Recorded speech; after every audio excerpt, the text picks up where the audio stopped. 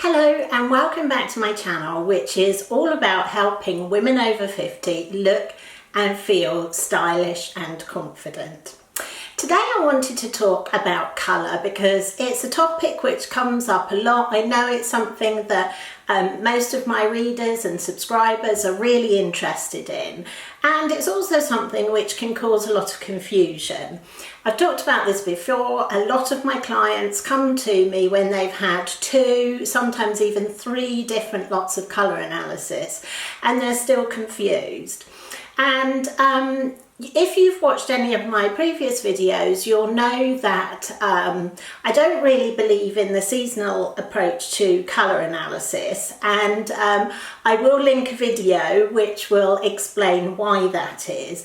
But I really like to personalise my clients' colour palettes because I think that there can be colours which suit you, and obviously that's a good starting point, but there can also be colours that you love, that you want to bring into your palette.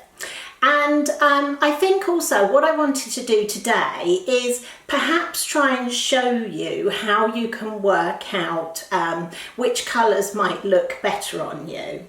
Now, I've brought along some of my old colour swatches, which I haven't used for years because I do a lot of this by eye now.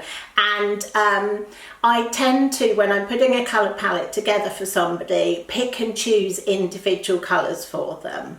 So I do have a starting point when I'm looking at what colours suit somebody, and I use the tonal method. And again, I will link another video which explains how that works a bit better. I don't want to go into detail in that in this video. What I do want to do though is talk about perhaps you have been given a season or a tonal direction and you're not really happy with it. Because let's say, for example, you've been given, if we're looking at a tonal direction, you've been given a palette that's soft. Now, if your colouring is soft, it means that the most obvious thing about you is that you have a muted and blended look. Now, as my hair has got lighter, as I've got a bit older, I have moved a little bit more into the soft palette.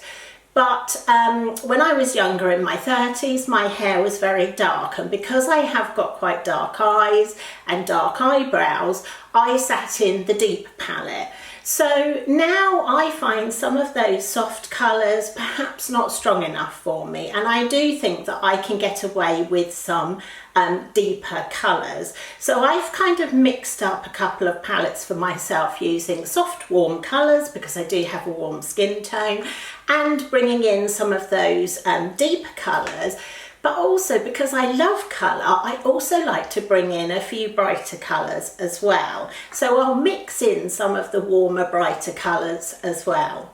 So if you've been given a palette which you're not too keen on, or as I say, perhaps you've been given a soft palette and actually you like really bright colours, there are some ways that you can bring some bright colour into your wardrobe as well. I mean, you can completely disregard the rules and wear what you like. I'm not saying that you can't, but if you want to follow some guidelines that say, right, your colouring is soft, say for example you're soft and warm, but you wanted to perhaps bring in a brighter orange, which is a warm colour but wouldn't necessarily sit in that soft warm palette. So you can bring them into your wardrobe with things like prints. Things like scarves are a great way to do this because quite often you'll find on a scarf or a printed top, say, a print which includes colours which perhaps shouldn't really go together, if that makes sense. So sometimes you'll see a print that's a combination of cool pinks and warm peaches. So that's one way that you can bring in some colours that wouldn't necessarily sit in your palette. And the other thing that you can do is you can kind of go a little bit more one way with something. So I'm going to slot some pictures in, which I put into my colour course. And if you're interested in finding out more about colour, you can do that within my Stylish at 50 membership. But I'm going to put some pictures in that I use to show how, if you're soft colouring and you want to go a bit brighter, how to do that. If you're brighter but you want to go a bit softer, how to do that. But the other thing that I think can cause a lot of confusion is whether you have a warm skin tone or a cool skin tone. And when I do my seasonal capsules, I always do two, one for warm skin tones and one for cool skin tones. Now you can mix the two of them up if you want to, but if you do want to know which you are and you're not sure, I think that using pinks is quite a good way to do that. And this is true of colours in general. So if I put this pink up to my face and under my chin, what you should start to see here, because this is not a good pink for me, is that perhaps I've got dark shadows under the eyes, I might have dark shadows under the chin, and also quite often what happens when a colour doesn't really suit you, instead of your eye going to my face, it's going to the colour. And that will tell you that that colour is overpowering. Now, if I put over the top of that one which is actually good for me, so because I'm warm skin tone, I'm actually better with these sort of peachy colours rather than the pink colours. So if you can find two pieces of fabric like this, or perhaps go into a shop and pick up two t-shirts. Marks and Spencer's is always great because it has lots of colours of t-shirts, but you can start to see that putting them under your chin, hopefully, as I say, what you should see is when the colour's good, you should be able to focus on your face, you shouldn't see any dark circles. When the colour is not good, you should start to focus on the fabric and then see sort of darker circles under the eyes. And you can do this with lighter pinks as well. So I've got one here. This one's not too bad because it's soft and cool, but it is cool. And you should see that this one, which is a light but warm one, is better for me. Even though it's lighter, it's better than that soft and cool one. Now, I was talking also about wanting to go a little bit darker in my palette. So again, let's do the same with a sort of darker, stronger pink, which is wrong for me. That comes from the cool palette. But then just taking one from the deep palette, which kind of isn't really warm or cool, it sits in the middle, and because I've got dark eyes, that one does work on me. And I wanted to show you that with a couple of tops as well, that again, when you're out shopping and you're wondering, does this suit me, this red, which is actually a perfect red for somebody who is, say, soft and warm in colouring. I'd call this geranium red. It's absolutely perfect for me. This is probably one of my best colours. But just to show you as well that because of my dark eyes, I can go darker. This chocolate brown also works really well on me because it brings my eyes out. It makes my dark eyes more noticeable. It's kind of blending with the brown. So that's one way of trying to discover whether you have warm or cool skin tone. The other thing that you can do, which I don't think this one's quite so easy, it's not so obvious, but you can look at the veins on your wrist, and if you have sort of green veins, that would tend to mean that you have a warmer skin tone. If your veins are more bluey, then that would tend to mean that you have a cool skin tone. Then also looking at your face as well, if you've got blue eyes, blonde hair and pink cheeks, then you're going to be cool. If you've got, say, soft green eyes, if you've got brown eyes, you can have blue eyes with a warm skin tone, but you would tend to have blue eyes with perhaps red hair. So someone with red hair and blue eyes would have a warm skin tone.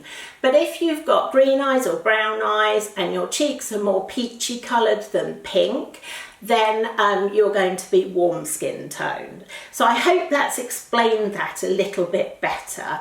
And as I say, what I like to do with my clients is bring in some colours that they love as well. So there's another colour here which I wanted to show you, another top that I've got here, which is a little bit cool for me, but I really like it. And because it's that sort of deep and stronger colour, again, I think this works okay with my eyes. And what I might do is put something slightly softer or warmer with that. So a couple of tips there for you is to look out for prints that have perhaps got some colours in that mix up warm and cool, or that mix up bright and soft, or light and dark, so that you can wear things that wouldn't necessarily fit into your palette. And I'm also going to slot in a couple of pictures here of a couple of tops which do exactly that.